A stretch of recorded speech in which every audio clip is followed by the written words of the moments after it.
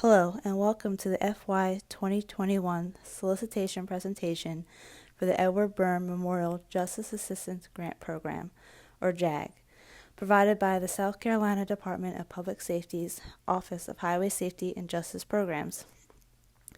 My name is Amy Kingston, and I am one of the two program coordinators for the JAG program, along with Ms. Free. Our information will be provided at the end of this presentation.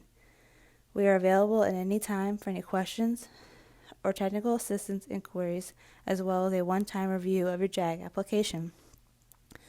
The purpose of the JAG program is to support state agencies and units of local government in carrying out specific programs, which offer a high probability of improving the criminal justice system.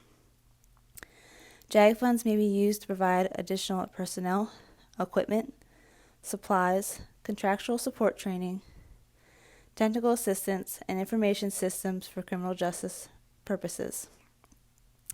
States and local communities use Byrne JAG funds to address needs and fill gaps across the entire justice system in prevention, enforcement, courts, prosecution, indigent defense, corrections, crisis intervention and behavioral health services, victims assistance, and other community-based support services. The JAG program is open to state agencies, local units of government, tribal governments, and nonprofit agencies. A local unit of government is defined as any city, county, town, township, or other political subdivision of a state. In addition, the following points should be noted regarding eligible applicants. Police departments, sheriff's offices, and public defender's offices are not eligible to apply directly, but will be the implementing agency of the grant. A city or county will be the legal applicant or recipient and manage grant funds on behalf of the implementing department or agency. Therefore, representatives from the city or county would have to be the official authorized to sign. State courts are eligible to apply for funds. However, local courts, similar to police departments, would have to apply through their local units of government. A solicitor's office, for grant purposes, is funded as an office within a league county. For example, the Fifth Circuit, which encompasses Richland and Kershaw counties, will be funded under its league county, Richland. Representatives from Richland County would be the official authorized to sign. The league county must meet the following requirements: maintain the financial records for the grant, include the solicitor's office and its payroll records, and include the financial records of the grants to the solicitor's office in its organization-wide audit. Grants made under the JAG program require a 10% cash match or non-federal match of total line item costs. Federal grant funds cover 90% of the project costs. The following points should be noted regarding the non-federal match. The non-federal portion of the expenditures must be paid in cash. The non-federal portion of the cost of each program or project shall be in addition to funds that would otherwise be made available by the recipient of the grant funds. Federal funds may not be used to supplant state or local funds. We encourage you to contact our office if you have any questions or concerns about supplanting prior to the application development. Expenditures need to be charged proportionately to the federal and non-federal funds over the life of the project with a line item match. This means that all line items, whether it's personnel costs, training, or equipment, will have a 90% and a 10% cost breakdown. Our grants management system, SCDPS Grants, does this for you, so you should not have to do this by hand.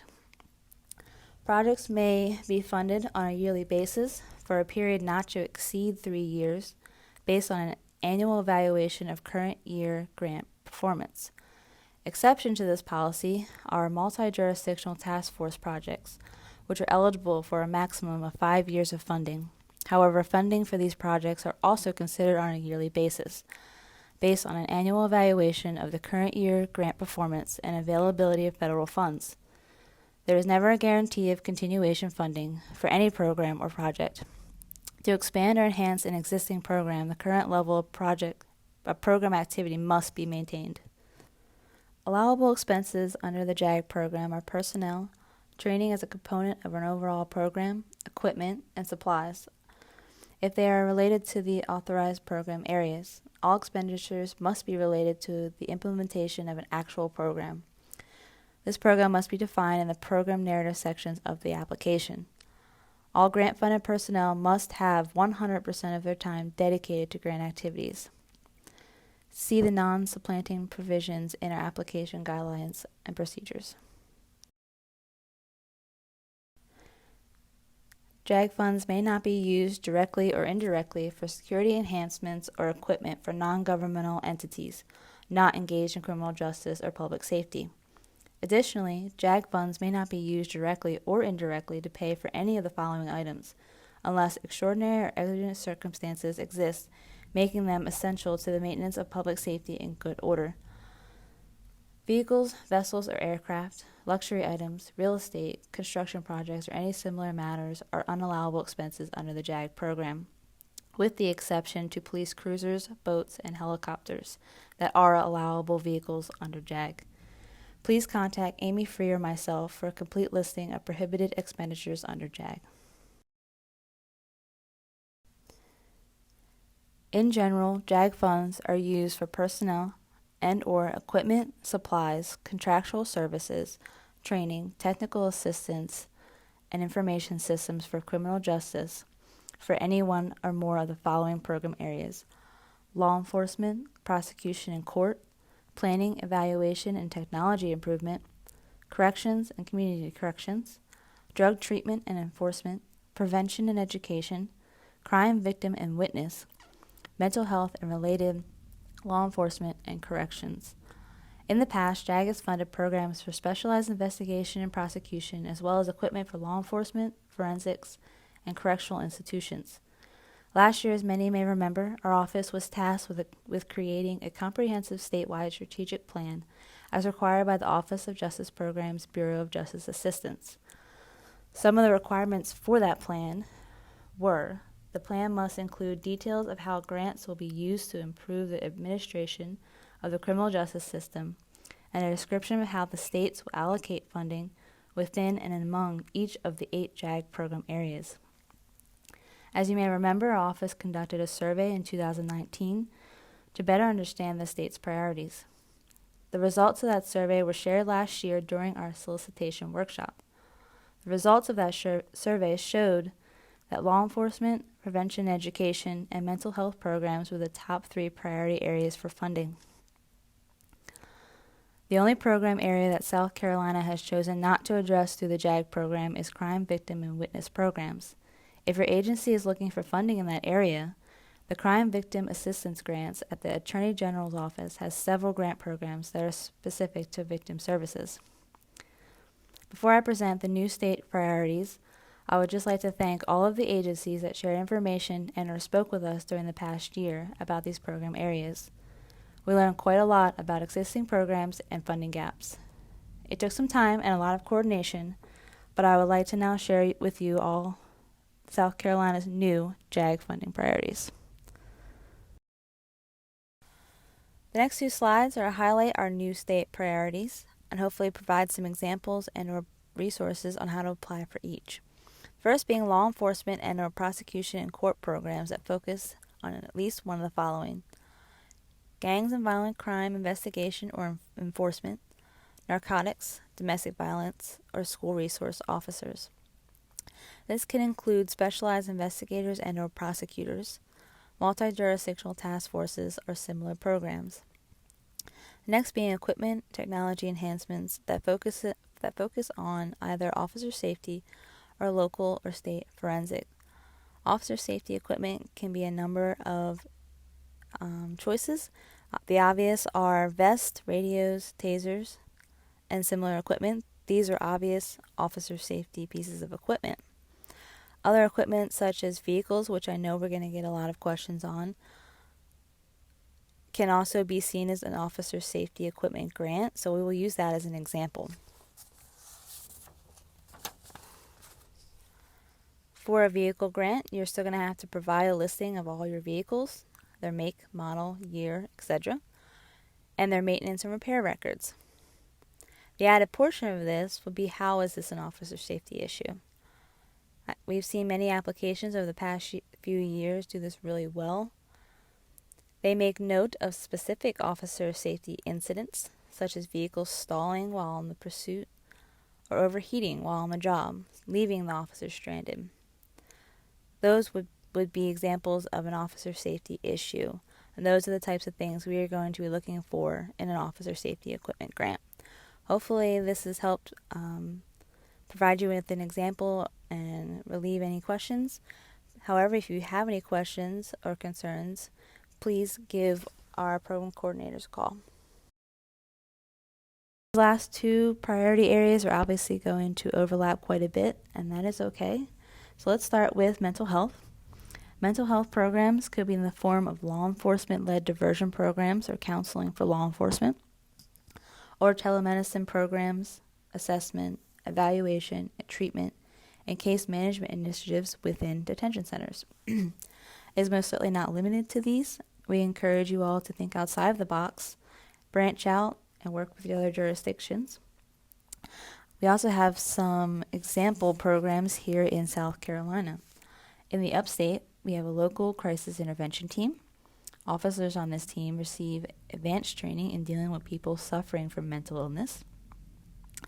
Their crisis intervention team program is a community partnership of law enforcement, mental health professionals, mental health consumers, and family member advocates. Currently, there are approximately 154 officers who have completed 40 hours of crisis intervention training and learned de-escalation methods. These officers are assigned throughout the department and are available to respond to calls for service 24/7. These officers utilize their specialized training to safely and effectively communicate with mentally ill individuals while ensuring a safe outcome to potentially volatile situations. In the Midlands, we have a local law enforcement agency that coordinates with the University of South Carolina College of Social Work.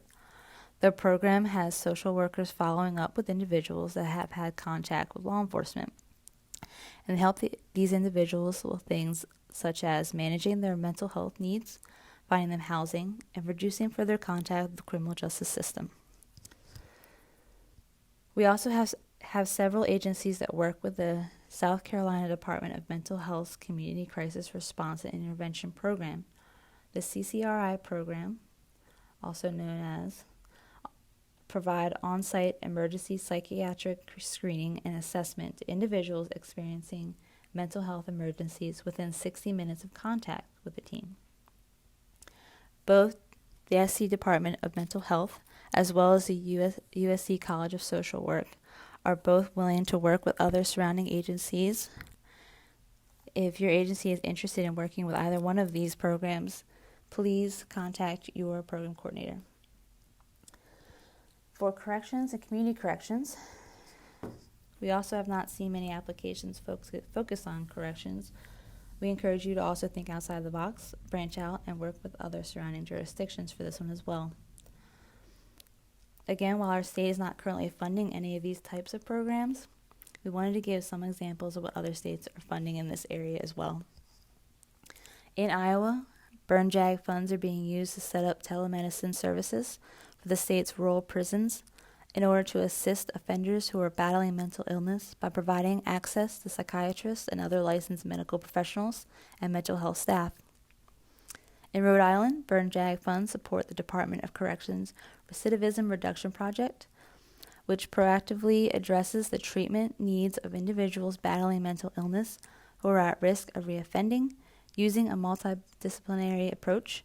Behavioral health staff from the DOC work in coordination with probation and parole officers to deliver continued effective treatment intervention. Burn JAG funds also support the family court, mental health clinic. The clinic provides juveniles with routine evaluations, following referral and emergency same-day evaluations by on-call clinicians. And one more example would be Burn JAG funds in Wisconsin support the implementation and expansion of pretrial diversion programs throughout the state in coordination with the state's Treatment, Alternatives, and Divergence program. Burn JAG funds supported 6 prosecutor-led pretrial diversion programs within several of the counties. So last but certainly not least, I wanted to note why we did not include prevention education into our priorities, even though they were found as a priority within the survey. The issues noted within this category align with and can be best addressed with our juvenile justice grant program funding through our office, please contact Trayvon Fordham, who is our program coordinator under that program. He can answer any questions that you may have about that program.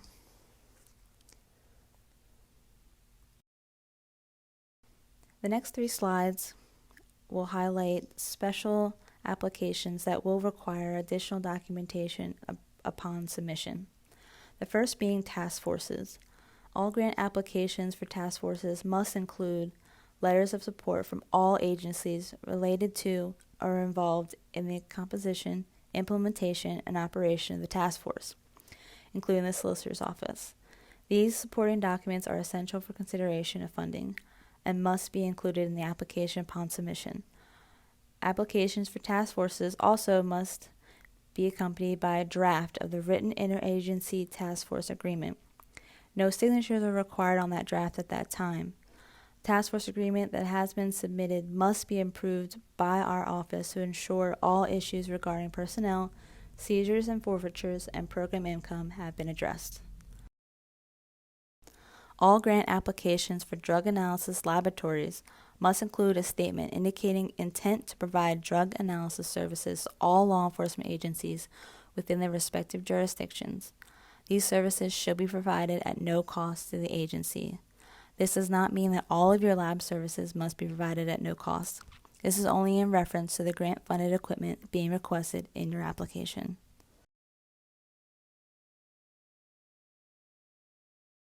The third type of application that will require additional documentation upon submission is for any application for a school resource officer. All grant applications for school resource officers must include letters of support from all agencies and school districts related to or involved in the composition, implementation, and operation of the SRO program. Applications for SRO programs must also be accompanied by a draft of the essential written interagency agreement between the law enforcement agency and the school district. Again, no signatures required on that draft. Please note, should an SRO application be awarded for funding, the award notification and the grant effective date will occur after the start of the school year. Reallocating existing resources to assign an SRO to the school prior to the grant award is considered supplanting and will render the application void. Important dates to keep in mind while developing your application. If you are a new user to the SCDPS Grants Grant Management System, your registration deadline is Friday, March 12th of 2021. JAG applications will be due by Friday, March 26th, 2021 by 5 p.m. You may continue to develop your application by 11:59 that evening. However, keep in mind, no one in our office will be here after 5 to assist you. Grant announcements are typically issued the end of September to early October, and the grant period goes from October 1 of 2021 to September 30th of 2022. Thank you for your interest in the JAG program. For more information, please visit our website. There are lots of application development tools and resources found on our website for JAG and our other programs. Your JAG program coordinators are also available to answer any questions or address any concerns you may have while developing your JAG application. We also offer a one-time review of your application prior to submission. We encourage you to please utilize any or all of these resources during the grant development process. Any questions about this presentation or the JAG program can be sent to myself, Amy Kingston, at amykingston@scdps.gov, or my phone number 803-896-4742, or Amy Free at amyfree@scdps.gov, or via phone call 803-896-8708. Thank you. We look forward to hearing from you.